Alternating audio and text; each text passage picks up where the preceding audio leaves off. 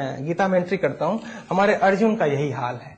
संघर्ष के मैदान पे खड़ा हुआ है, उसको वहां पे लड़ना है, वहां पर कंफ्यूजन की कोई गुंजाइश नहीं है, वहां पर चर्चा की कोई गुंजाइश नहीं है। अचानक वहां पे जाके जब लड़ने का बिल्कुल टाइम आ गया है, एक्शन का पूरा टाइम आ गया है, अचानक वहां पे जाके ये जो अर्जुन भाई साहब है, जिनको मैं उलझन का नाम दे रहा हूं, और जो कृष्णा है उनको मैं सुलझन का नाम दे रहा हूं। अर्जुन का मतलब याद रखिएगा, मुझे नहीं पता महाभारत का युद्ध हुआ या नहीं हुआ, मुझे नहीं पता कृष्णा ने उसको क्यों ट्रेनिंग दी, मुझे इन सब चीजों से कोई लेना देना नहीं है। मुझे ये पता है इस महान मनोवैज्ञानिक ग्रंथ से जीवन बदला जा सकता है, और मैंने जिस तरह से इसको इंप्लीमेंट किया है आपसे उसी तरह बांटने का प्रयास कर रहा हूं। हम देखेंगे आने वाली चर्चा में कि इस ग्रंथ को हम रोजमर्रा के जीवन में कैसे इंप्लीमेंट कर सकते हैं। तो मुझे नहीं पता उस समय क्या हुआ होगा, हम आज के कॉन्टेक्स्ट में इसको समझने का प्रयास करें। वहां खड़े होकर जब युद्ध का टाइम आ गया है, जब निर्णय लेने का टाइम आ गया है, जब कोई कंफ्यूजन की कोई गुंजाइश नहीं है, जब तूने ही युद्ध की तैयारी करवाई है, सारा मामला तूने फिट करवाया है, अब एक्शन का टाइम है, बंदा कह रहा है अभी थोड़ा और मेरा डिसीजन पेंडिंग है, कुछ दिन मैं और ले लूं। Are you with me? यही हमारी हाल है, यही हमारी प्रॉब्लम है। एक आदमी अपने जीवन को बदलने का डिसीजन लेता है तो तुरंत बदलना चाहिए। तो जिस व्यक्ति का निर्णय और एक्शन में गैप चल रहा है, समझ लीजिएगा वो निर्णय कमजोर है। तो जब एकदम मामला खड़ा हुआ है युद्ध के मैदान में, जब डिसीजन लेने का टाइम है, जब एक्शन लेने का टाइम है, लोग मुझसे कहते हैं कि रिसेशन है, अभी तो रिसेशन का हुआ, अब थोड़ा ओवर हो रहा है रिसेशन। मैंने रिसेशन के ऊपर पूरा रिसर्च किया है। रिसेशन पर वही बंदा बचा है, उसी की नौकरी बची है जो कंपनी के लिए एसेट है, लायबिलिटी नहीं है। रिसेशन में वही बिजनेसमैन सर्वाइव किया है जिसकी 6 महीने की प्लानिंग क्लियर है, जिसका 6 महीने का स्टॉक क्लियर है कि मैं 6 महीने में अगर डगमगा भी गया तो मुझे क्या करना है। तो एक बात याद रखिएगा, अगर आप लाइफ को बिना प्लानिंग के लीड कर रहे हैं, बिना प्लानिंग के लीड का मतलब कल सुबह जो होगा देख लेंगे, जीवन जैसे चलेगा चल लेंगे, जब हमारे ऊपर हमारे हार्मोन्स हावी हो जाते हैं, हमारे भाव हावी हो जाते हैं, हमारा दिल हावी हो जाता है, हमारे प्रोग्राम्ड माइंड हावी हो जाते हैं, हमारे अनसाइंटिफिक रिश्तेदारी हावी हो जाती है, तब हमारी बुद्धि जो है काम करना बंद कर देती है। ठीक उसी तरह जैसे आप देखेंगे आपके घर में अगर लालटेन है, लालटेन नहीं, पहले तो देखी होगी आपने लालटेन, अगर आपके घर में लालटेन है और उस लालटेन के आसपास अगर काली जम जाती है, राख काला हो जाता है, तो उसमें जो बत्ती है, उसमें जो लाइट है वो छिप जाती है। तो हमारी इंटेलिजेंस वो लाइट है जिसके आसपास उलझनों का जब विचार आ जाता है तो वो निर्णय लेना बंद कर देता है, फिर वो लोगों से निर्णय लेवाता है, तू बता ये काम करूं। कमाल की बात है, डिसीजन मेरा, जिंदगी मेरी, हेल्थ मुझे ठीक करनी है, बिजनेस मुझे ठीक करनी है, बंदा पूछ रहा है किससे, तू बता मैं ये काम करूं या ना। किसको अपने गुरु बना रखे हैं।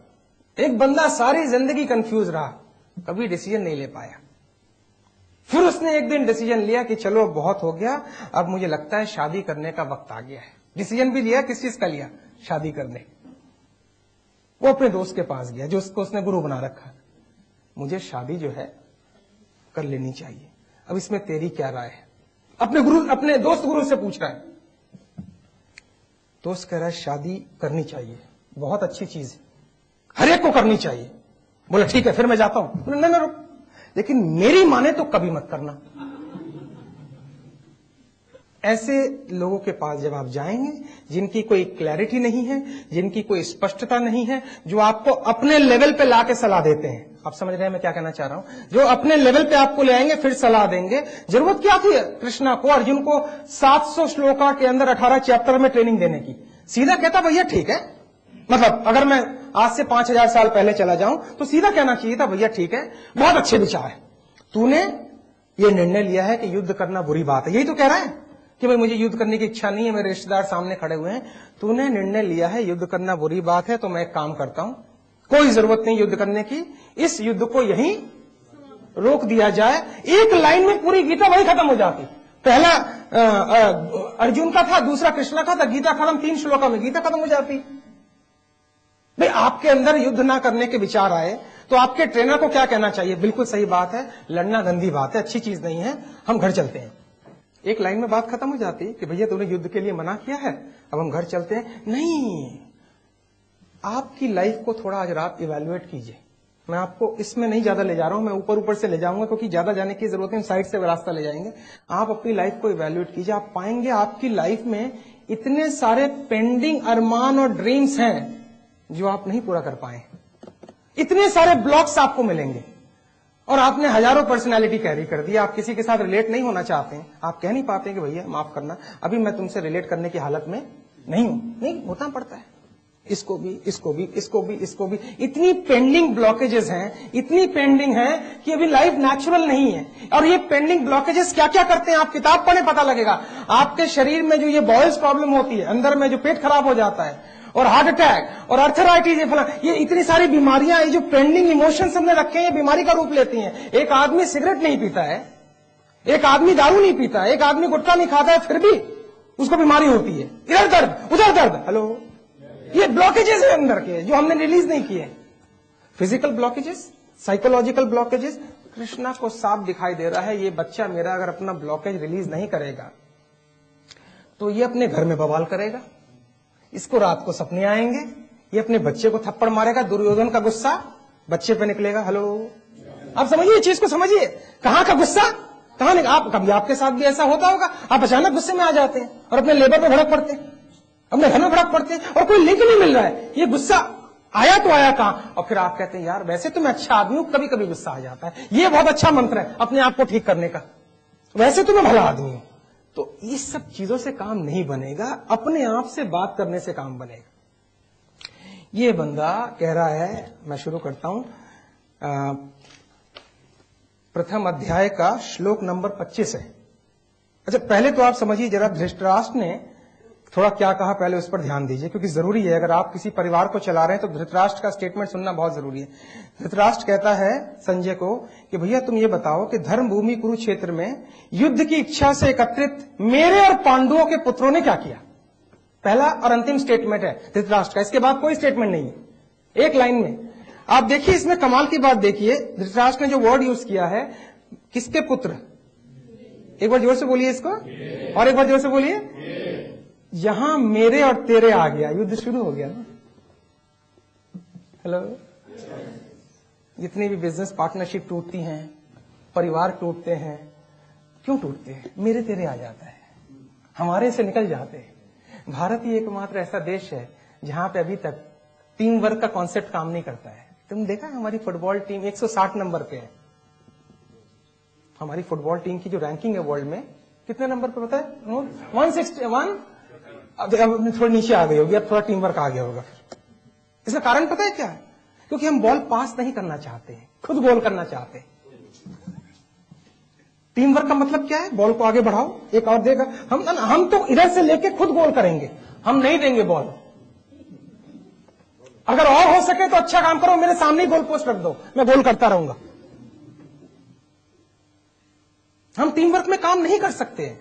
हम बड़ी बड़ी बातें कहते रहेंगे, टीम हम नहीं चला सकते, हम परिवार के साथ नहीं चल सकते क्योंकि मेरे तेरे वाला केस आ जाता है। तो इसलिए मैं अक्सर कहता हूं, जिस व्यक्ति में मेरे वर्ड आ गया, बहुत टफ है परिवार चलाना, बहुत टफ है, ऊपर से चीजों को देखना, वहां मेरे तेरे आ जाता है। आई बात नहीं, तो ये तो कहानी की शुरुआत ही यहीं से हो गई ना, जब इसने ये कह दिया कि मेरे और पांडु, जिससे मेरा कोई लेना देना नहीं है, कि पुत्रों में क्या हो रहा है। क्योंकि मैं मानता हूं इंसान भले ही आंख से अंधा हो, बुद्धि से अंधा नहीं होना चाहिए। ऐसे बहुत से व्यक्ति हैं जिनकी आंखें नहीं है, वो हमसे ज्यादा इंटेलिजेंट है, हमसे ज्यादा अच्छे विचार रखते हैं। तो धृतराष्ट्र भाई साहब जब बैठे हुए थे गद्दी पे, और जब द्रौपदी का चीरहरण हो रहा था, आंख से नहीं देख पा रहे थे, बुद्धि तो काम कर रही थी ना, यहां पे कुछ गलत हो रहा है, तो वहीं पे रोक देना चाहिए था मामला। तो कहानी कितना अच्छा ट्विस्ट ले रही है, देखो। जो आदमी बुद्धि भ्रष्ट हो गई हो, जो इतना डिसीजन नहीं ले पा रहा हो, हेड ऑफ द फैमिली, कि मेरे जीते जी ये अनर्थ नहीं होगा, बिल्कुल नहीं होगा। अगर हो भी गया तो दोनों को बराबर का हिस्सा मिलेगा, दोनों को बराबर का दर्जा मिलेगा, मैं मर जाऊंगा फिर भी होने, वो आदमी लीडर है। ये बंदा कहता है मेरे और पांडु के पुत्रों में क्या हो रहा है, आप समझाइए। तो पहला स्टेप, गीता का पहला स्टेप जो हम समझने का प्रयास करें कि आप जरा चेक कीजिए अपनी लाइफ को। 4 प्रकार के लोग हैं। एक वो हैं जो सिर्फ मैं तक जीते हैं। मैं ये खा लूं, मैं ये पहन लूं, मैं ये उड़ लूं, सारी दुनिया किसके आसपास घूम रही है, मैं के आसपास घूम रही है, ऐसे भी लोग। एक थोड़ा बेटर है मैं, मेरा परिवार, बस इससे ज्यादा नहीं। थोड़ा और उससे आगे चलते हैं, मैं, मेरा परिवार, मेरा समाज, मेरा धर्म, मेरी संस्था, वो थोड़े बेटर है क्योंकि समाज और संस्था के लिए थोड़ा काम कर रहे हैं। चौथी कैटेगरी अल्टीमेट है, मैं, मेरा परिवार, मेरी समाज, मेरी संस्था, मेरी दुनिया, जिसको आप कहते हैं वसुधैव कुटुंब एकम, यानी पूरा जो विश्व है वो मेरा परिवार है। जब तक हमारी दृष्टि यहां तक नहीं पहुंचेगी तब तक ये छोटे छोटे डिप्रेशन हमको परेशान करते रहेंगे। आप कहते हैं टेंशन से कैसे मुक्त हुआ जाए, स्ट्रेस से कैसे मुक्त हुआ जाए, मुक्त हो ही नहीं सकते हैं जब तक मेरी दृष्टि छोटी है, जब तक मैं कुएं का मेंढक हूं। कहानी नहीं सुनी कुएं की मेंढक वाली? एक कुएं में मेंढक रहता था और वो बरसों से रहता था, वो समझता था मेरा कुआं ही सारा संसार है। हाँ जी। उस कुएं में बहुत साल बाद एक समुंदर से मेंढक आ गया, अचानक गिर गया और इसने पूछा, भैया तुम कहां से आ रहे हो, दिखने में मेरे जैसे लगते हो। तो उसने कहा, साहब मैं समुंदर से आ रहा हूं। बोले वो चीज क्या है? बोले मैं शब्दों में समुंदर को नहीं समझा सकता, बड़ी विशाल चीज है। अच्छा ठीक है, मैं समझने की कोशिश करता हूं। तो कुएं का मेंढक जो है वो थोड़ा अपनी ऊर्जा को एकत्रित करता है और कूदता है उसी कुएं में और कहता है जितना मैं कूदा हूं उतना बड़ा तो समुंदर होगा। वो कहता है भाई नहीं है, इससे कई हजार लाख गुना बड़ा है। तू नहीं समझा पाया। तो कुएं का मेंढक बोलता है नहीं, मैं मान ही नहीं सकता कि तेरा समुंदर जो है मेरे कुएं से बड़ा होगा, क्योंकि देख ऊपर जो आसमान है ना वो भी मेरे कुएं के साइज का है, क्योंकि कुएं से जो आसमान है कुएं के साइज का। तो जब ये आसमान मेरे कुएं के साइज का है तो समुंदर तेरे से बड़ा। जो बंदा कुएं का मेंढक है, जो छोटी जिंदगी लीड कर रहा है, वो डिप्रेशन से कैसे भागेगा, टेंशन से कैसे भागेगा? इसलिए मैं उन लोगों को सपोर्ट करता हूं जो सोशल वर्क में लगे हुए हैं, कोई संस्था से जुड़े हुए हैं, किसी सामाजिक कार्य में जुड़े, एटलीस्ट वो इतनी बड़े प्लेटफॉर्म पे काम कर रहे हैं कि अपने जीवन की छोटी मोटी समस्याएं ज्यादा मायने नहीं रखती है, क्योंकि उनको लगता है हाँ मैं अब जाऊंगा लोगों के सामने तो मुझे ऊर्जा के साथ जाना है। आपको क्यों लगता है सभी पॉलिटिशियन करप्ट नहीं होते हैं, याद रखिएगा। आपको क्यों लगता है जो 70-70 80-80 साल के पॉलिटिशियन है वो आज तक यंग दिखते हैं या चेहरे पे लालिमा है? क्यों? उसका रीजन क्या है? उसका कारण है इतने लोग चाहने वाले हैं। हेलो। और उनको पता है यार इन चाहने वाले के सामने मैं बॉडी लैंग्वेज खराब करके नहीं जा सकता हूं, एनर्जी के साथ जाना है। मैं एक लीडर हूं, मेरे को देखते ही ये बंदा एक्साइटेड हो जाता है। आप समझ रहे हैं? इन सब जो लोग पब्लिक फील्ड में आ जाते हैं उनकी समस्या क्या है? उनकी समस्या ये है उनकी अपनी तकलीफ वो किसी से चर्चा नहीं कर सकते हैं। लेकिन इनसे मैं पर्सनली मिलता हूं, मुझे पता है इनकी तकलीफें क्या है, इनसे पर्सनली बात होती। तो राजेश जी जो भी है आपस में करना पड़ेगा, बाहर में हम बातें नहीं कर सकते क्योंकि हम एक पब्लिक फिगर है।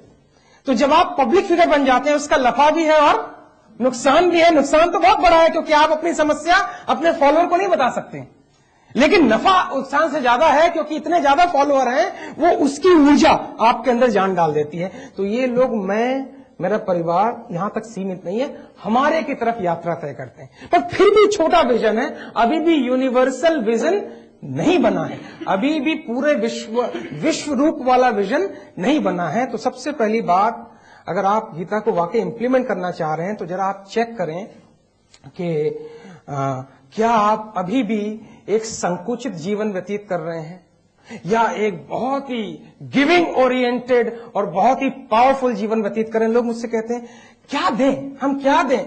मैं एक लाइन में खत्म कर दूंगा, अगर आप देना ही चाहते हैं। कुछ ना भी हो तो जिस माहौल में आप बैठे हो उसको पॉजिटिव तो रख सकते हैं। बोलिए, थोड़ा जोर से बोलिए। आप कहते हैं क्या दें? मैंने कहा कुछ नहीं दे सकते, लेकिन जिस माहौल में आप बैठे हैं उसमें ऊर्जा तो पैदा कर सकते हैं। वो भी बहुत बड़ी देने वाली चीज है कि चलो मैं जिस माहौल में बैठा हूं उसमें मैंने ऊर्जा पैदा की, उसमें मैंने एक पॉजिटिव कंट्रीब्यूशन किया। आपने सुनी नहीं वो कहानी कि एक गांव में आग लगी हुई थी, तो एक आदमी छोटी सी बाल्टी लेके पानी भर भर के उस गांव में जो झुग्गी झोपड़ियां थी उस पर फेंक रहा था। तो किसी ने पूछा भाई इतने से पानी से क्या हो? बोले कुछ हो या ना हो, लेकिन कभी अगर इतिहास लिखा गया इस गांव का तो एटलीस्ट मेरा नाम आग बुझाने वालों में लिखा जाएगा, आग जलाने वालों में नहीं लिखा जाएगा। हेलो भाई, कभी इस गांव का अगर इतिहास लिखा गया तो मेरी बात अगर आएगी तो मैं किस में शामिल होऊंगा? तो कुछ लोग आग बुझाने का काम करते हैं और कुछ लोग आग। तो आप एक बड़ी विचित्र चीज देखिएगा, अगर वाकई किसी आदमी को परखना हो कि आदमी का कैरेक्टर क्या है, अगर वाकई परखना हो तो आप किसी ऐसे बंदे की बात उठा दीजिए जिससे उसका पंगा हो और फिर वो बुराइयों की लिस्ट चला देगा। इसका मतलब वो चाह रहा है कि उस बंदे से आपका कोई संबंध ही ना बैठे। वो कम्युनिकेशन ब्रिज का काम नहीं कर रहा है, कम्युनिकेशन गैप का काम कर रहा है। अब आप समझ लीजिए कि आप मेरे इनमें कोई लड़ाई है और मैं आपके परिवार का सदस्य हूं और आप मुझसे कह रहे हैं भाई देखिए ये तो बेकार है फलाना ठिकाना, और मैं इसमें 4 बातें और झोंक दूंगा। बोला आपने बिल्कुल ठीक कहा, तुम डिसीजन क्यों नहीं लेते? अगर मैं वाकई आपका दोस्त हूं और तो मुझे इनको कहना चाहिए कि रुक, जब इनको जरा बुला लेते हैं, सामने बैठ के बात करते हैं। लेकिन हम 99% पीछे वाले बात करने में, तो हमें देखना पड़ेगा कि हम कम्युनिकेशन ब्रिज का काम करते हैं या कम्युनिकेशन गैप का काम करते हैं। धृतराष्ट्र आप जो है कम्युनिकेशन गैप का काम कर रहे हैं, ब्रिज का काम नहीं कर रहे हैं। ये आग और भड़काई जा रही है। तो सारा मामला यहीं से शुरू हो गया। तो 2-3 बातें मैं आपको रिपीट कर रहा हूं इससे पहले कि मैं आगे चलूं, कि क्या मैं तक सीमित हूं या हमारे तक सोच पाता हूं? क्या मैं आग जलाने का काम कर रहा हूं या आग बुझाने का काम कर रहा हूं? क्या मैं वाकई आंखों से अंधा हूं या दिमाग से भी अंधा हूं? 3 चीज आपको सामने बताइए। अब आगे जब स्थिति और भयानक होने वाली है, आगे हम पाएंगे कि अर्जुन जो है, जब युद्ध का टाइम आ गया, जब डिसीजन का टाइम आ गया, जब एक्शन का टाइम आ गया, जब आगे बढ़ने का टाइम आ गया, तो एक बड़ी नपुंसकता वाला स्टेटमेंट कह रहा है कृष्ण से कि भैया यहां जितने भी लोग उपस्थित हैं उनको देखकर मेरे हाथ पैर ढीले पड़ते हैं और मेरा जो मुंह है वो भी सूखा जा रहा है। मैं खड़ा रहने में असमर्थ हूं और मेरा मन जो है वो पगला गया है। मुझे आगे दुर्भाग्य ही दिखाई देता है। सेकंड श्लोका, प्रथम अध्याय से श्लोका 25 और 27 और 30 में आपसे कह रहा हूं, इसके हाथ पैर ढीले पड़ रहे हैं, ये कंफ्यूज्ड हो गया है। ऐसी सिचुएशन हमारे जीवन में हजारों बार आती है जब हमारा मन हमारे दिमाग पे हावी हो जाता है। जो लोग स्पिरिचुअल सेशन से गुजरे होंगे उनको मैंने बताया था कि मन को हम कहते हैं मिल्लू, और इंटेलिजेंस को हम कहते हैं इल्लू। मिल्लू इल्लू जो है ये बड़े भाई और छोटे भाई हैं। मन दिल, समझ गए, और इंटेलिजेंस होगी बुद्धि जो डिसीजन लेती है। जब आपका मन बुद्धि के ऊपर हावी हो जाए और आपका मन बुद्धि को चलाएगा, उससे बड़ी पतन की कोई स्थिति नहीं हो सकती है, हो ही नहीं सकती है। एग्जाम्पल मैंने दिया था क्लास में, जो मैं शायद दोबारा दूंगा। सिचुएशन ये है कि बहुत सालों के बाद आपकी पत्नी जो है मायके गई, मायके जाने की तैयारी है, तो आप अपना तथाकथित भावनात्मक रूप उनको दिखा रहे हैं कि आपको कितना दुख हो रहा है। असल में आपको क्या आ रहा है वो आपको भी पता है। सुनील समझ रहे हैं जी? तो आप कह रहे हैं भाई कैसे रह पाऊंगा, और आप मन में कह रहे हैं जितनी जल्दी जा सको अच्छा है। इंसान के हजारों मन है। वो कह रही भाई तुम इतना कहते हो तो मैं नहीं जाती। बोले ना ना, आप टिकट ले लिए, आप फिर क्यों चेंज करने की जरूरत क्यों? स्टेशन पे छोड़ने भी जा रहे हो और बस छोड़ने वाले, उसके बाद आप कैसा पलटी मारोगे देखो। जैसी वो गई, आपने अपने दोस्तों को फोन मिलाया, भाई शाम का क्या प्रोग्राम? इतना ही अगर दुख था तो कोई प्रोग्राम नहीं होना चाहिए था। फिर तो घर में जाते और जगजीत सिंह की गजल लगाते और फिर आराम से सो जाते मैडम की याद में। भाई दुख हो रहा है तो दुख को जियो ना। आप तो कह रहे हो शाम का क्या प्रोग्राम? दोस्त भी तैयार बैठे क्योंकि उनकी भी गई हुई है। बोले बस तू बता, छोटी वाली लाऊं या बड़ी वाली लाऊं? वोडका विस्की जो भी नाम है, अब मैं क्या उसमें जाऊं? तो आपको नहीं, बड़ी लिया, शाम तक रात तक तो प्रोग्राम चलेगा ही, बड़ी लिया। तो रात को लेके आ गए दोस्त यार। अब आपके घर में एक नौकर है जिसका नाम है रामू। लेट्स। अब ये रामू है एक साइकोलॉजिस्ट आदमी है, ये मनोवैज्ञानिक। जितने भी रामू है ना घर में, अगर उसने एक बार आपकी हड्डी पकड़ ली तो आप सारी जिंदगी इसके गुलाम हो जाएंगे। इसको याद रखिए, कुछ भी करना हो ना रामू से बच के करना। अगर रामू ने आपकी कमजोरी पकड़ ली आप गुलाम हो जाएंगे। रामू अगर सारी जिंदगी आप उसके नौकर रहेंगे, वो आपका मालिक रहेगा। रामू देखता है सर, पहली बार रामू ने देखा, रात भर आपने मजे किए, फिर आपके दोस्त चले गए। अगले दिन रामू आपको देख रहा, आप छटपटा रहे हो, नींद नहीं आ रही है, करवटें बदलते रहे सारी रात हम। उसके बाद का गाना आपको पता है। रामू आके आपसे पूछता है, सर मैं बुला लूं मैडम को फोन करके? तुझे कैसे लगा मुझे मैडम की जरूरत है? नहीं, मुझे ऐसा लगा। वो सर कल थोड़ी सी बच गई थी, मैं ले आऊं? बदतमीज अपने मालिक से ऐसी बात करता। नहीं, मैं तो आपके भले के लिए कह रहा था, मुझे क्या है। बट वो तो आपके अंदर एक विचार डाल गया ना कि पड़ी हुई है। तो आप आधे घंटे में रामू को कहते हैं, अच्छा रामू तो ऐसा करना यार, नींद के लिए थोड़ा 1 चम्मच बस। बोले 1 चम्मच से क्या होगा सर, मैं पूरा पैक बना के लाता हूं। रामू ने अगले दिन पैक बनाया, उसके अगले दिन और बनाया। अब सिचुएशन देखो कहां हो गई है। रामू बैठा हुआ है आपके बेड के ऊपर और आप बैठे हुए हैं नीचे, और आप नीचे सो गए। अंगूर वाली संजीव कुमार और देवन वर्मा की मूवी, समझे ना, आप नीचे सो गए और रामू बेड पे। 15 दिन बाद मैडम लौट रही है, रामू ने आपकी पूरी स्टोरी समझ ली। आपने मैडम की एब्सेंस में क्या क्या गुलछड़े उड़ाए, कौन कौन सी आदतें पाली। आगे मैं नहीं जा रहा हूं गुलछड़ों में, आप एक ही चीज से सब पकड़ लीजिएगा। हेलो, लेकिन उसने पूरा पिक्चर टेप कर लिया।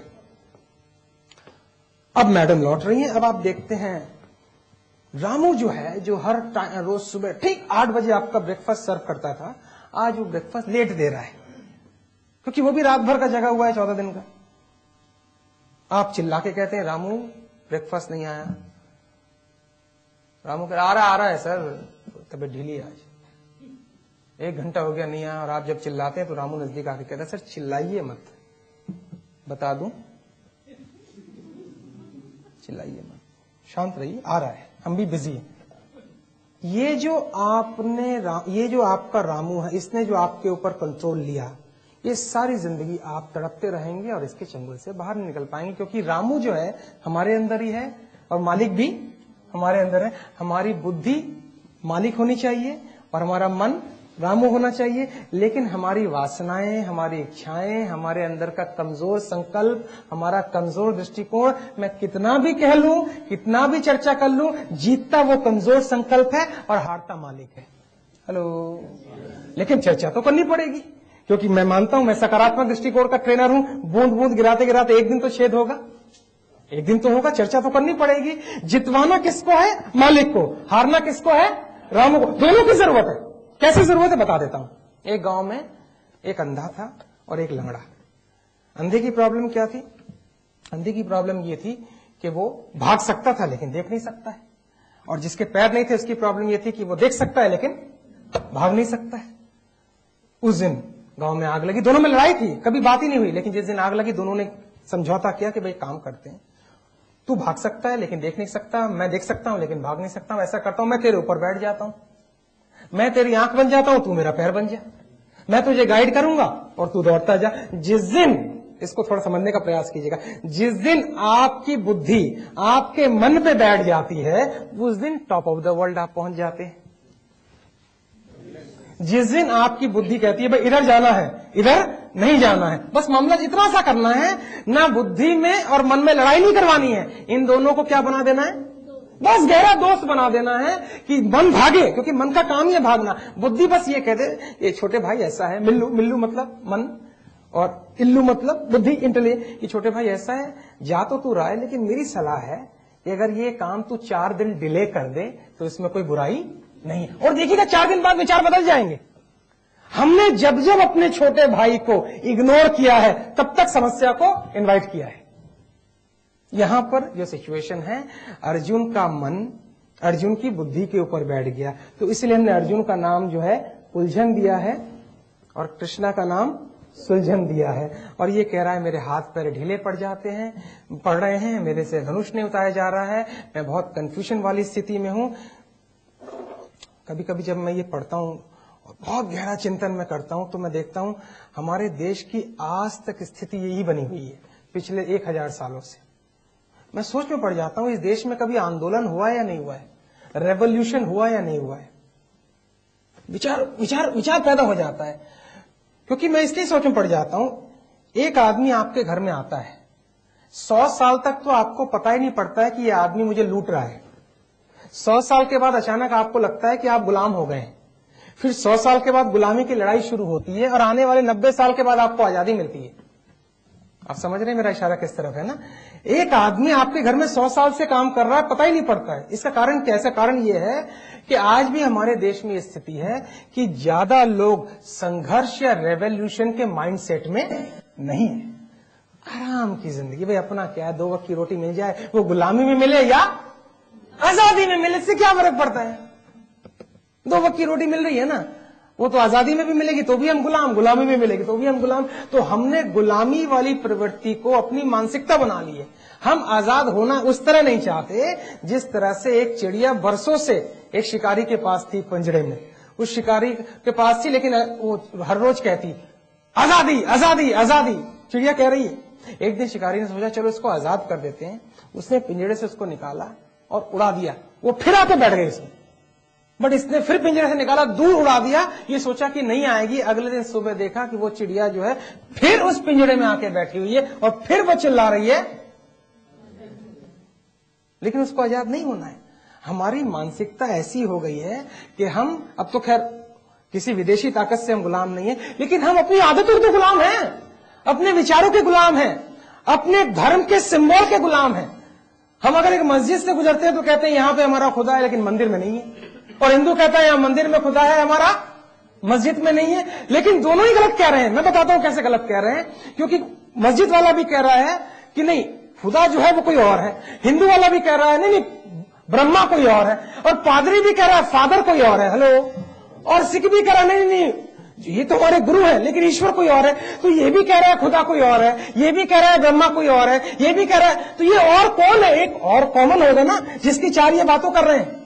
वो और कौन है? वो और तक जाने की हिम्मत नहीं है। जो और ने बाकी और खड़े कर दिए, उसमें लड़ाई चल रही है।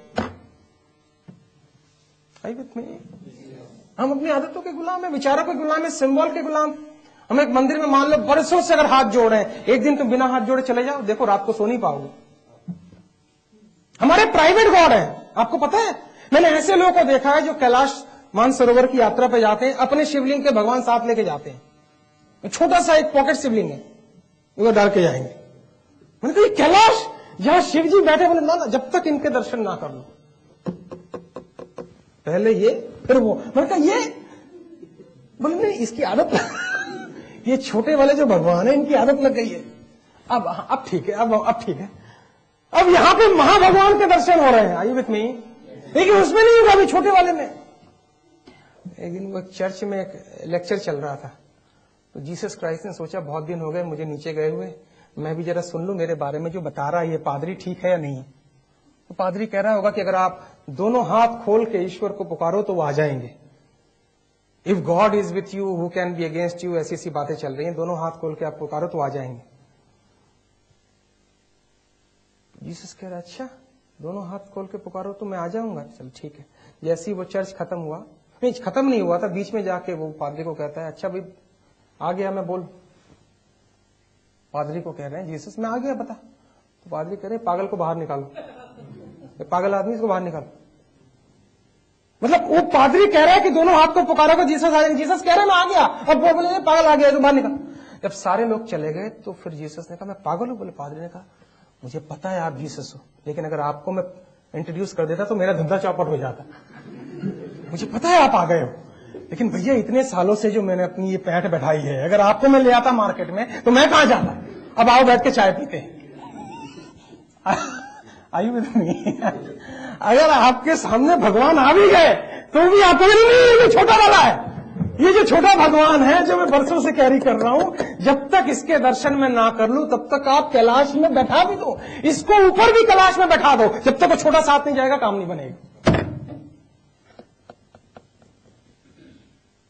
इतनी बड़ी कंफ्यूजन, इतनी बड़ी गुलामी, इतनी बड़ी आस्था के साथ खिलवाड़, ऐसा आदमी कंफ्यूजन में नहीं जिएगा तो क्या करेगा? ये छोटी सी डिसीजन तो ले नहीं पाता है, माफ कीजिएगा, इतनी सी डिसीजन नहीं ले पाता कि मैं अगली रोटी खाऊं या ना खाऊं। मतलब ये कहना चाह रहा हूं पेट भर गया है और पहले तो डकार ऊपर से आती हैं, फिर जब अगर आप उसके साथ अत्याचार करते हो तो वो अपना रूट बदल देती हैं। अब समझ रहे हैं मैं क्या कहना चाह रहा हूं? पेट भर गया है, डकार आ रही है और कह रही है कि अब मत खाना, और किसी ने कहा मेरे कहने एक और ले लीजिए। बोले ठीक है आप कहते तो दो और रख दीजिए, इसमें क्या प्रॉब्लम। आप कहते हैं तो दो और रख लीजिए। जो आदमी इतनी डिसीजन नहीं ले पा रहा है कि मैं अगली रोटी खाऊं या ना खाऊं, वो आदमी क्या बड़ी डिसीजन लेगा, माफ कीजिएगा। वार्डरोब के सामने खड़ा हो गया, आज मैं क्या कपड़े पहनूं? मैंने कहा कपड़े पहन ले यार, तू कुछ पहने या ना पहने, कपड़े पहन। जिस आदमी को इतना प्रॉब्लम है कपड़े क्या पहनूं, जूते कौन से पहनूं, ये बड़ा काम क्या करेगा, समझ में नहीं आता है मुझे, जो अभी तक कपड़ों में लगा हुआ है। हेलो, कपड़ों में लगा हुआ है, रोटी में लगा हुआ है, मैं कौन सा श्रृंगार करूं कौन सा ना करूं, ये हिस्ट्री मेकर कैसे होगा? अब इसकी जिंदगी छोटे वर्ल्ड में काम कर रही है, बड़ा सपना नहीं है इसके अंदर। उधर वो हेनरी फोर्ड, जो फोर्ड का मालिक है, हेनरी फोर्ड 3 स्टार होटल में रहता था साहब, जहां भी जाएगा 3 स्टार होटल बुक करेगा। तो 3 स्टार होटल के एक दिन रिसेप्शनिस्ट ने पूछा, फोर्ड साहब आप 3 स्टार होटल में रहते हैं, आपके जो मैनेजर है वो 5 स्टार के नीचे बात नहीं करते? बोले क्योंकि उनकी पहचान होटल से है। मैं तो फोर्ड हूं, चाहे 5 स्टार में रहूं या 3 में रहूं या 1 में रहूं या फुटपाथ पे रहूं, फोर्ड ही रहूंगा। आप समझ रहे हैं बात में कितना दम है? मैं तो ओनली फोर्ड हूं, चाहे 5 में रहूं या 3 में रहूं या 2 में रहूं, मेरी पहचान नहीं बदलेगी यार। मैं तो तेरे होटल में आता हूं तो तेरा होटल ठीक हो जाता है। तू कल को लिखवाएगा हेनरी फोर्ड मेरे होटल में रहा, मुझे जरूरत नहीं है इसकी। जो आदमी सफलता की परम शिखर पर पहुंच जाता है, उसमें सादगी ऑटोमेटिक आ जाती है, लाने की आवश्यकता नहीं पड़ती है। इसको जरा समझने का प्रयास करें। वो आदमी क्या क्या दिखाएगा? वो उसके लिए पैसा जो है ना, एक री इन्वेस्टमेंट चैनल है, एक वेल्थ क्रिएशन का चैनल है, एक एम्प्लॉयमेंट जनरेट करने का चैनल है। रतन टाटा को देखते नहीं हो आप? सिंपल आदमी। नारायण मूर्ति सिंपल आदमी। लक्ष्मी मित्तल, किस किस का नाम लो, सिंपल सिंपल। मेरे ख्याल से उसकी टाई बहुत कॉस्टली नहीं होगी जो पहनता हूं, बिल्कुल नहीं होनी चाहिए, क्योंकि वो इतना टाइम नहीं लगाते इन सब चीजों में कि मेरी टाई की कॉस्ट क्या है या कोट की कॉस्ट क्या है। उनको पता है मैं एक बहुत इंपॉर्टेंट आदमी हूं, ये अनप्रोडक्टिव चीजों में ज्यादा टाइम नहीं लगाना है। सिंपल। हेलो एवरीबॉडी, इसमें टाइम नहीं लगाना, मैं अपना टाइम और चीज में लगाऊं ना। हम तो हीन भावना के इतने शिकार हैं कि मैंने अभी देखा रिसेंटली कि जब हम नई गाड़ी खरीदते हैं तो उसकी चाबी हाथ में घुमाते रहते हैं। नया फोन आप कभी खरीदते हो ना, आपने देखा होगा, आप थोड़ा सा टेढ़ा होके ऐसे बात करें, जब तक 4 लोग कहना दे कि भाई नया लग रहा है, तब आप कहेंगे हाँ हाँ हाँ हाँ ठीक है, अब ठीक है। मतलब मेरी पहचान मेरे मोबाइल से है, मेरी पहचान मेरी गाड़ी से है। कुछ नहीं हो सकता है जब तक आप अपनी पहचान अपने से ना बनाएं। ये सारे टूल्स हैं, जरूरी है, लेकिन सबसे पहले जरूरी आप हैं। हेलो, सबसे पहले जरूरी आप। अगर आप नहीं ठीक है तो मैं अगर एक गधे को BMW में बैठा दूं, मान लो गधा है, कौन सी गाड़ी में बैठा है? BMW, जो कि कम से कम 25 से 30 लाख की कार है, वो उसमें भी पान खा के थूक देगा। मैं देखता हूं, अभी अभी अभी गुजरा, अभी आते वक्त मेरे आगे से BMW गुजरी थी, शरीफ आदमी था, लेकिन जनरली मैंने देखा गाड़ी मर्सिडीज BMW, बंदर के हाथ में मोती की माला। इसको पहले सिखाओ, एम्बेसडर में बैठ के ट्रेनिंग दो, उसके बाद गाड़ी में बैठाओ। यहां से मैं एग्जांपल देता हूं, अक्सर देता हूं। मैं बैंकॉक में गया था ट्रेनिंग करवाने, तो एयर इंडिया की फ्लाइट में बैठा और मैं देखा वो जो ट्रॉली आती है जिसमें सारे एयर होस्टेज जब पास करती है, नेचुरली फॉरेन फ्लाइट से उसमें ड्रिंक्स में सब सर्व करते हैं। तो हमारा एक भैया दिल्ली के आसपास कहीं का है, वो भी ट्रॉली आई नहीं है, पहले ही जाके एक निकाल लाया, वहां गया और एक ग्लास वाइन का निकाल लाया, क्योंकि उसको पता था जब तक ट्रॉली आएगी इसको खाली करना है। मेरे सामने आगे वाली सीट पे, और पीजा पीजा पीजा, चलो अंगूर का जूस समझ के पीजा, वाइन को अंगूर का जूस, और ट्रॉली मैडम मैडम एक और, इसको भी और मुझे भी। अब ये जो मैडम है, ये जो फॉरेनर्स जो ट्रैवल कर रहे हैं, इनको नहीं पता कि ये बंदा यूपी का है या कानपुर का या दिल्ली का है या मद्रास का। इसको पता है ये बंदा कहां का है। बस आपकी ब्रांड वैल्यू खराब हो गई ना, आपकी ब्रांड वैल्यू गई काम से। सिंपल।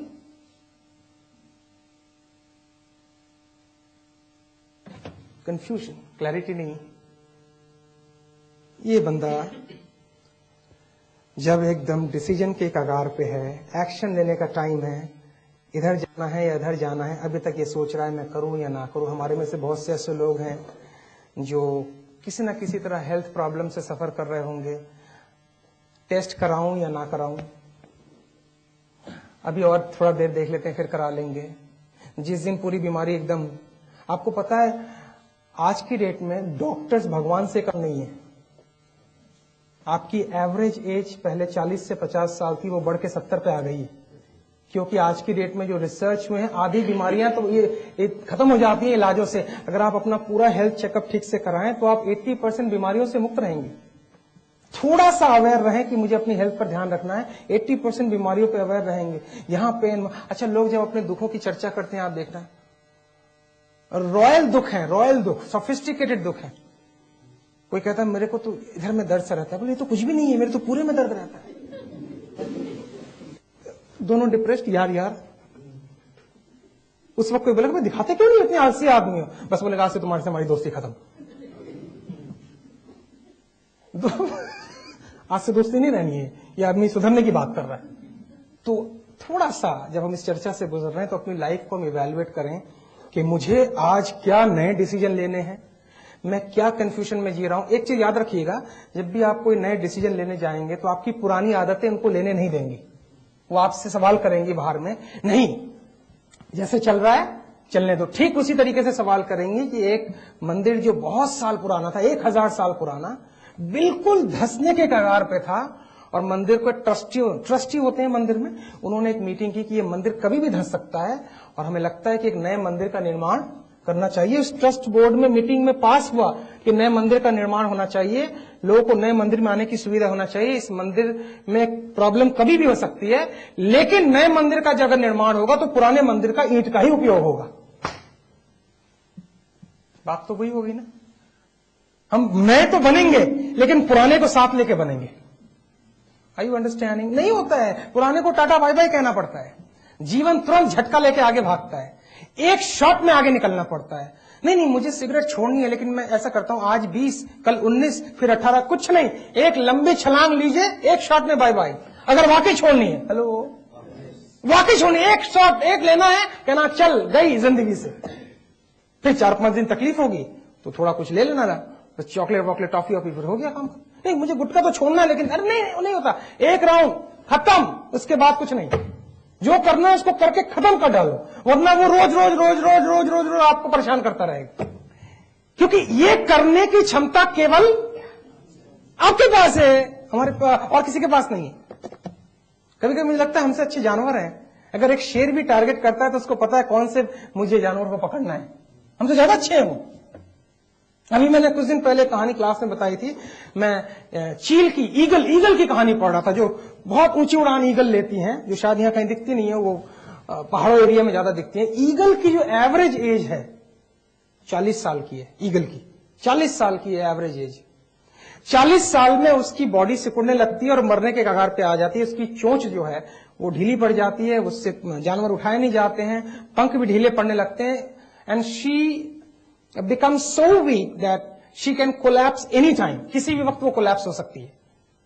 जब उसके पास तो कोई ऐसा डॉक्टर है नहीं, तो उसको इंस्टिंक्ट के साथ बायोलॉजिकली पता पड़ जाता है अब मेरे मरने का वक्त आ गया, अगर मैं अपने आप को नहीं बचा पाई तो मरूंगी। तो वो 40वें साल के आसपास कहते हैं एक लंबी उड़ान लेकर सबसे ऊंचे पहाड़ पे चली जाती है, और उसकी 150 दिन की ट्रेनिंग है जो अपने आप को वो देती है, 150 दिन की, 5 महीने की। उसमें वो अपनी चोंच को पत्थर से ठोक ठोक के तोड़ देती है पूरा, क्योंकि नई चोंच आएगी, और पूरे पंख उड़ जाते हैं। 150 दिन में नई चोंच आती है, नए पंख आते हैं, बिल्कुल नया जन्म होता है, और 150 दिन के बाद वहां से वो दोबारा उड़ान लेती है, 30 साल की लाइफ को एक्सटेंड करती है, 70 साल में मरती है वो। इफेक्ट है जिस पर साइंस ने रिसर्च किया है। तो आप अगर समझते हैं मेरी 50 साल उम्र हो गई तो मेरी जिंदगी, थोड़ा जोर से बोलिए, मैं समझता हूं सुई हुई है। कल मैंने देखा टाइम्स ऑफ इंडिया में 89 इयर्स का बंदा एक एरोप्लेन के ऊपर करामात कर रहा है, एरोप्लेन के बाहर। भाई साहब अपनी बीवी की याद में, 10 साल पहले उसकी बीवी का हार्ट अटैक हुआ था, वो इतना मिस कर रहा था कि वो 89 इयर्स की एज में चल गया हवाई जहाज के ऊपर, मुझे अपनी बीवी की याद आ रही है। हम तो 40 के बाद ही लुट जाते हैं। और अगर किसी को कह दो भाई ऐसी बीवी को ऐसी क्या याद आना जो मरने की हालत में, उससे बढ़िया याद कोई त्याग दो। 89 में वो जी रहा है जिंदगी, 89 में वो नए डिसीजन ले रहा है, 89 में वो एक्शन ले रहा है। हम कंफ्यूजन में मरे जा रहे हैं। अब तो बस बहुत हो गया, बच्चे ही करें, क्या खा बच्चे करें, बच्चों को अपनी जिंदगी जीने दो। आप कुछ नया प्रोजेक्ट लो, फिर देखो जोश आ जाता है, कुछ नया डिसीजन लो, कुछ नया एक ठान लो कि करना है। नहीं मैं तो एक ऑर्डिनरी हाउस वाइफ हूं। एक तो ये मुझे वर्ड इतना गंदा लगता है कि मैं एक ऑर्डिनरी, मैं होम मेकर की बात कर रहा हूं, हाउस वाइफ की बात कर रही हूं। हमारी ऐसी बहुत सी लिबर्टियन हैं जिन्होंने अपनी बुटीक शॉप खोल ली कोर्स करने के बाद, छोटी सी, और उसमें बिजी हो गई हैं, या किसी वो प्रोजेक्ट के साथ जुड़ गई हैं, कोई सोशल प्रोजेक्ट ले लिया है, बच्चों के साथ जुड़ गई छोटे स्कूल में जाके, क्योंकि ट्रेनिंग के बाद एक जोश तो आ ही जाता है।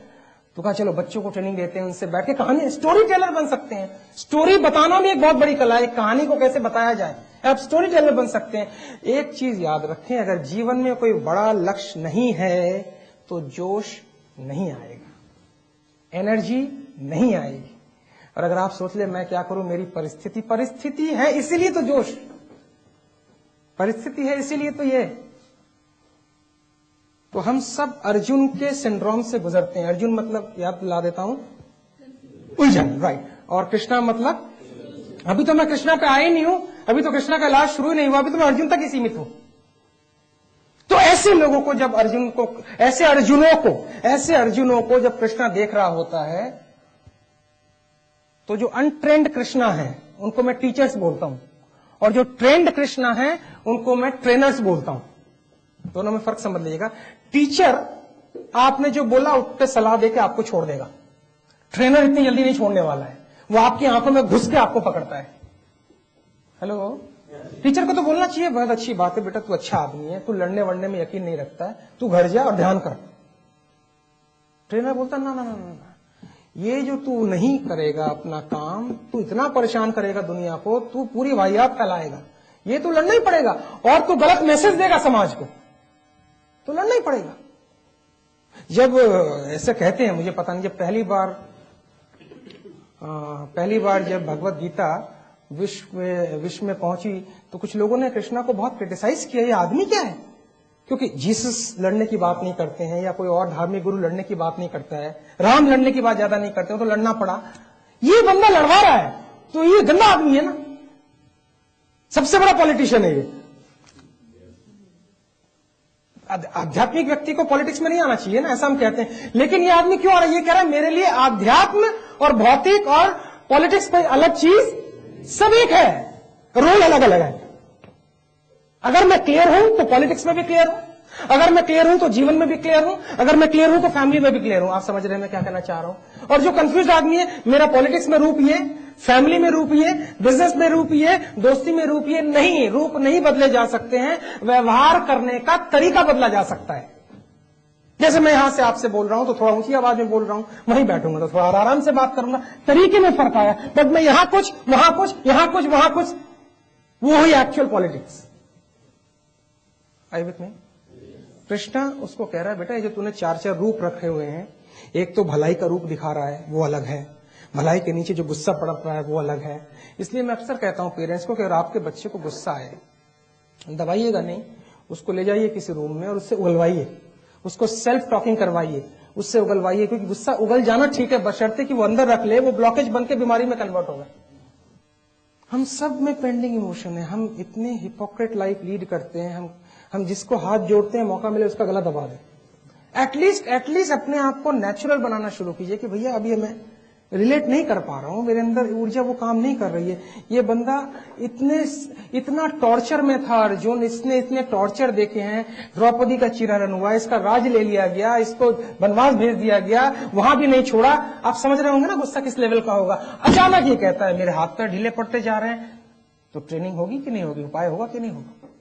उसके बाद यहां से इलाज शुरू होता है। ये बोलते हैं, अर्जुन इस असमय मोह तुम में कैसे उत्पन्न हुआ, यह ना तो श्रेष्ठ आर्य पुरुषों द्वारा आचरित है, ना स्वर्ग की प्राप्ति कराता है, ना कीर्ति प्रदान कर। ये बेकार के टाइम पे तुम्हारे अंदर इल्यूशन कैसे पैदा हो गए, कौन सी फैकल्टी जाग गई है, कौन सा ध्यान जाग गया, कौन सा तुम्हें कुंडलिनी जागरण हो गया कि जहां पे लड़ने का टाइम था वहां तुम माला बनाने की बात कर रहे हो।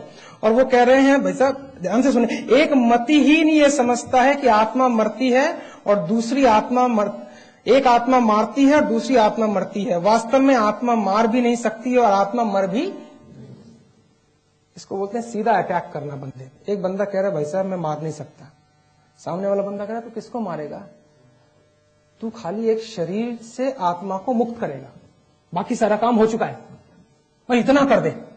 हेलो, क्योंकि जिसको तू मार रहा है वो ना कभी मरी है ना मारी जा सकती है, बस तेरे को अपना ये काम करके दुनिया के सामने अच्छा मैसेज देना है। बाकी सारा काम हो चुका है, ये तो काम हो चुका है, तू किस्मत वाला समझ, तुझे मौका मिला है। हेलो, ये काम हो चुका है। तो आप जब कभी कहते भाई साहब पता है मैंने ये किया, अरे बच्चे ये हो चुका है, तुझे मौका मिला, बस तू किस्मत वाला समझ। अब मान लो कभी किसी दिन आके सूरज आपसे कहे भाई साहब आप समझ रहे मेरी बदौलत से आप जान रहे, सांस ले रहे, कभी बोला है इसने? इंसान के अलावा और कोई नहीं क्लेम चाहता है। आपका शरीर जो आपके बिना किसी मदद के चल रहा है, कोई क्लेम नहीं मांगती है। मान लो आपका हर एक शरीर का हिस्सा क्लेम करने लगे, आपका दिल कहने लगे, मैं थोड़ा मजाकिया तौर से बात करता ही हूं, आपका दिल कहने लगे जब तक तुम मेरे को सैलरी नहीं दोगे मैं काम नहीं करूंगा। आपका पेट कहने लगे जब तक मुझे अप्पू घर नहीं ले जाओगे आज मेरा मूड ही नहीं है डाइजेस्ट करवाने का। और मैं कहां कहां जाऊं, आप समझ रहे हैं मैं क्या कहना चाह रहा हूं। सारे अंग जो हैं वो आपके हड़ताल पे चले जाएं, आपकी बिल्कुल जरूरत नहीं है वहां पे। इसका मैं कभी कभी सोचता हूं तो मैं हैरान हो जाता हूं, इतना महान कार्य जो शरीर में चल रहा है, एक खाने को सटकने तक की आपकी जिम्मेवारी है, उसके बाद सारा काम अपने आप होता है। इतना महान कार्य जो चल रहा है, खाने को डाइजेस्ट करके खून में कन्वर्ट करके प्रॉपर तरीके से सारे ऑर्गन को पहुंचाना, उसको फिर प्रॉपरली सेट करना, आप सोच सकते हैं इतना महान कार्य हो रहा है। जानकारों ने इस पर रिसर्च किया है कि ये महान कार्य अगर इंसान को करने के लिए दे दिया जाए तो कम से कम 5 स्क्वायर किलोमीटर एरिया में फैक्ट्री लगानी पड़ेगी, 80,000 लेबर की जरूरत पड़ेगी, जितना एक काम अकेला आपकी बॉडी करती है। कभी आपने इसको थैंक यू नहीं बोला? कभी भाई साहब गजब, आप उसको क्रिटिसाइज करते रहते हो, दिया ही क्या है भगवान ने मुझे। तो जो आदमी 24 घंटे क्रिटिसाइज करता रहेगा, तथास्तु सुना होगा आपने। किसी आदमी को पहचानना हो ना, बस जरा उसके 1 घंटे का पूरा प्रेजेंटेशन नोट करना, 1 घंटे में कितनी नेगेटिव बात करता है, हर दूसरी बात नेगेटिव होगा। ये तो ठीक है लेकिन यार, ये तो ठीक है लेकिन, तो इस आदमी को 24 घंटे भगवान भी प्रॉब्लम में डाले रहता है कि भाई इसके साथ छेड़छाड़ी मत करो। वो कह रहा है आत्मा ना मरती है ना मारी जा सकती है, तू सिर्फ अपना काम कर, तेरे को मौका मिला है। हम बच्चे को समझा रहे हैं अबे पेड़ पे मत चढ़ गिर जाएगा, और वो समझा रहा चढ़, आत्मा नहीं मरती है। हेलो, आप चीज को समझने का प्रयास करें। हमारा 4 साल का बच्चा जब पहली बार पेड़ पे चढ़ता है, पहली बार चढ़ा है बेचारा, ऊपर चढ़ने की तमन्ना हर एक को होती है। मुझे आज तक याद है जब पहली बार मैं पतंग उड़ाते उड़ाते अपनी छत पे चढ़ा और मेरी ग्रैंड मदर जो 95 के करीब टच कर रही थी, जो आवाज लगाई, मुझे लगा मैं सच में गिर जाऊंगा। फिर ऊपर चढ़ने का डर तब से बैठा हुआ था, फिर बहुत बार बड़े होकर चढ़ाई की तो वो डर अंदर से निकला। कभी मनाली चले गए तो वहां पैराग्लाइडिंग कर ली, कभी रिवर राफ्टिंग कर ली, तो थोड़ा वो फियर जो है निकला। एक तो फियर नेचुरल होता है जो हमेशा रहेगा, एक क्रिएटेड फियर हो रहा है। मैं नेचुरल फियर की बात नहीं कर रहा हूं, कौन से फियर की बात कर रहा हूं? तो जिस बंदे में फियर है वो मरेगा ना, सिंपल। हमने कहा करेजियस लोग कहां पैदा किए? हमने हिस्ट्री से वो सब लोगों को हटा दिया है जिन्होंने इस देश में करेज की बात की। आप समझ रहे हैं मैं क्या कहना चाह रहा हूं? हमारा इतिहास पढ़ के देख लो, एक कंट्री को समझना तो उसका इतिहास पढ़ लेना बस। हमने उन लोगों का बात ही नहीं लाए हैं जिन्होंने इस देश में किसकी बात की? करेज की बात की। नहीं नहीं नहीं, और उधर ओबामा, बैराक ओबामा, वो अमेरिका का प्रेसिडेंट है ना, उसको नोबेल प्राइज मिला अभी। वो कहता भाई साहब मैं गांधी का सम्मान करता हूं, मार्टिन लूथर किंग का सम्मान करता हूं, लेकिन प्रैक्टिकली इनके कॉन्सेप्ट अभी इंप्लीमेंट नहीं हो पा रहे हैं क्योंकि समस्या कुछ ऐसी है। मेरे सामने एक स्नेक खड़ा हुआ है, मान लो AK-47 लेके, मैं उसको किस नहीं दे सकता हूं।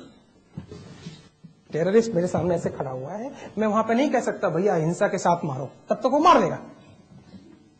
मुझे उसका जवाब उसी टोन और पिच में देना पड़ेगा। ये वाली हिंसा अहिंसात्मक हिंसा है, क्योंकि मैं नहीं मारने जा रहा हूं, पहले वो आ रहा है।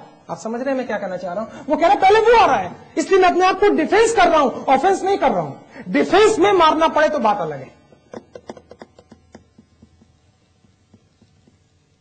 ये बंदा वही समझा रहा है कि बेटा तू किसी के घर में जाके लोगों को नहीं मार रहा है, यहां की बात कर रहे हैं, यहां तो लड़ना ही पड़ेगा। तो हम इतने कंफ्यूज हो जाते हैं जब डिसीजन लेने का टाइम आए, चाहे वो बिजनेस का डिसीजन हो, चाहे वो हेल्थ का डिसीजन हो, चाहे वो रिलेशनशिप का डिसीजन हो, डिसीजन लेना ही पड़ेगा, वरना आप कंफ्यूजन में आ जाएंगे। चाहे वो उसका डिसीजन हो कि मुझे किसको दोस्त बनाना है, किसको नहीं बनाना है। मैं अक्सर अभी लोगों को समझा रहा हूं, दोस्ताना रूप अनेक से, दोस्ती एक से। अंग्रेजी में अगर मैं कहूं, relate with many, relationship with any. Do you understand? You can relate with many but have a relationship with any. दोस्ताना रूप अनेक से, दोस्ती सब दोस्त नहीं हो सकते। तू भी दोस्त, तू भी दोस्त, तू भी दोस्त, अरे कैसे हो जाएगा? हर एक बंदे की ऊर्जा काम करती है। अब एक करप्ट घोटाले वाले आदमी को घर में कैसे बुला सकते हैं? आपके घर का माहौल खराब हो जाएगा, चेक करके देख लेना। तो हमने क्या क्या पाया चर्चा में, एक बार हम वापस आते हैं। हमने पाया कि आंख से अंधा होना कोई बड़ा अंधापन नहीं है, बुद्धि से अंधा होना बड़ा अंधापन है। अगर यहां तक क्लियर हो, थोड़ा रिस्पॉन्स करेंगे। हमने पाया कि अगर मेरे में गाड़ी आ जाती है तो सारा पंगा है, मेरे से हमारे की ओर आनी चाहिए। हमने ये पाया कि जब डिसीजन लेने का टाइम आए तब कंफ्यूजन पैदा हो तो पंगा हो सकता है। हमने ये पाया कि जीवन में हर वक्त आपको डिसीजन लेना पड़ेगा। हमने ये पाया कि दुनिया की सबसे बड़ी गुलामी अपनी आदतों की गुलामी है, अपने विचारों की गुलामी है, अपनी कंडीशंस की गुलामी है। हमने ये पाया कि ऐसे वक्त में हमें या तो भीतर से किसी कृष्णा रूपी सुलझन की जरूरत है या बाहर से किसी ट्रेनर की जरूरत है जो हमारे अंदर प्रहार करके उस सुलझन को सुलझाने की कोशिश में लग जाए। तो मैं आपसे निवेदन ये करूंगा कि आप पूरे महीने, जब तक कि अगली चर्चा हमारी ना हो, इस इश्यू पर थोड़ा विचार करें। इस इश्यू पर विचार करें। खास विचार ये करें कि मैं जब लाइफ में ऑपरेट कर रहा हूं तो मेरा मन और मेरी बुद्धि, ये दोनों जो है ठीक तरीके से काम कर रहे हैं या नहीं कर रहे हैं। छोटा सा टेक्निक बता देता हूं मन और बुद्धि को बैलेंस करने का। जब भी मन कुछ करने के लिए कहे, एक बार किससे सलाह ले लेनी है? बड़े भाई से। और बड़ा भाई कहता नहीं इस काम को यार 3-4 दिन जो है तू डिले कर दे, तो उसको डिले कर देना। अगर वो कहता है नहीं इसको तुरंत कर दे, तो उसको तुरंत कर देना। क्योंकि बड़ा भाई जो है वो है सुलझन और छोटा भाई जो है वो है उलझन। छोटे भाई का नाम है अर्जुन और बड़े भाई का नाम है कृष्णा। कृष्णा कब पैदा हुए मुझे पता नहीं, कृष्णा क्या, लेकिन हाँ, इस बंदे से मैं प्रभावित इसलिए हूं, ये बंदा क्लियर है। ये अपना रोल देखो कैसे प्ले करता है। जहां जरूरत पड़ती है वहां पर ये बांसुरी भी बजा रहा है। उधर में तो कोई लड़ाई की बात नहीं बोली ना, क्योंकि वहां लड़ाई की जरूरत नहीं। ये मामला कुछ ऐसा ही है कि अगर मैं कभी कभी सोचता हूं कि अर्जुन की जगह अगर सचिन तेंदुलकर होता तो कृष्णा कहता नहीं ठीक है तू जाके क्रिकेट खेल, तेरे को यहाँ पे लड़ने की जरूरत नहीं है। क्योंकि सचिन का जो टैलेंट है वो क्रिकेट में है, लड़ने में नहीं है। अर्जुन का टैलेंट क्रिकेट में नहीं है, किसमें है? लड़ने में। क्योंकि उसने बचपन से लड़ने के तौर तरीके सीखे हैं और बड़ा सुंदर तरीके से सीखे। अब समय पर जब परफॉर्मेंस का वक्त आया, बंदा पीछे भाग रहा है। तो आप अपनी लाइफ को रीडिफाइन करें। कौन सा काम है जिसमें आप जितना काम करते हैं उतना एनर्जेटिक होते जाते हैं, जितना समय बीतता है उतना जोश आपके अंदर बढ़ता जाता है। जैसे मेरा ट्रेनिंग जितनी बढ़ती जाती है उतना मेरे को और अच्छा लगता है। इसी तरह आप अपने जीवन को देखें, कौन से काम में मेरा जोश और बढ़ता जाता है, या मैं ऐसा कौन सा काम लूं जहां मेरी ऊर्जा और बढ़ती जाए। आप पाएंगे आप नेचुरली एक एनर्जेटिक व्यक्ति रहेंगे और सुलझन की तरफ आप यात्रा करेंगे। एक और श्लोक ले लेते हैं, द्वितीय अध्याय से ही है। एक मतिहीन ही यह समझता है कि आत्मा मारती है और दूसरी आत्मा मरती है।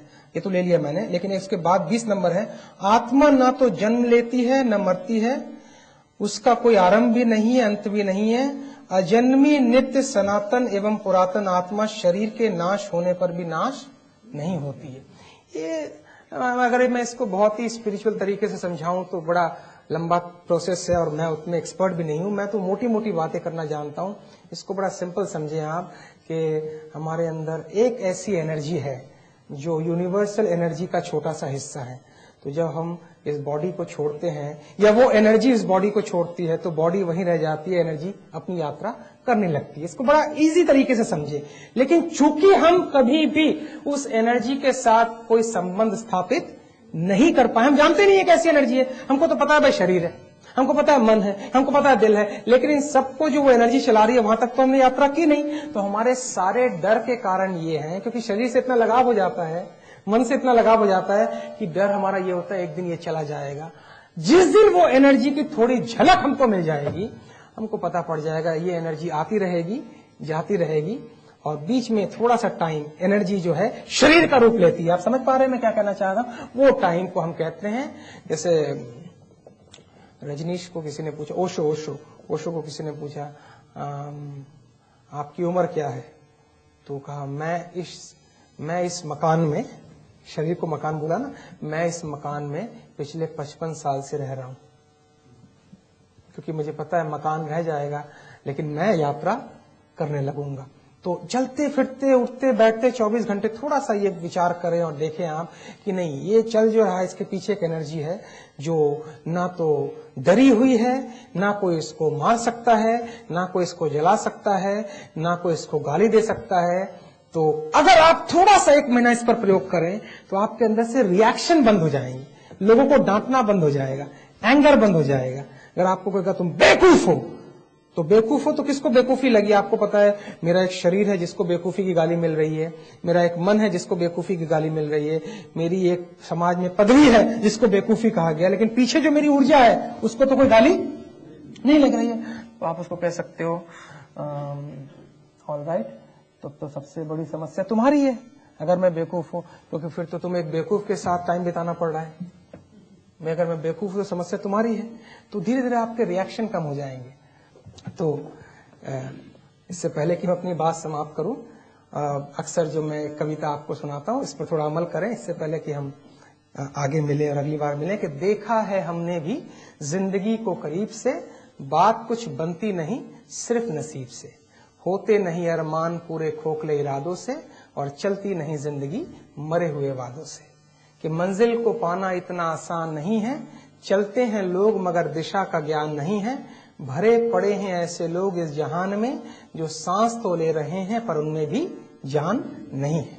करना है चमत्कार तो चरित्र को सूरज की तरह चमकाना होगा, आती जाती सांसों में उत्साह का प्रवाह लाना होगा, और परिस्थितियां अनुकूल रहें या ना रहें पर दृष्टिकोण को मजबूत बनाना ही होगा।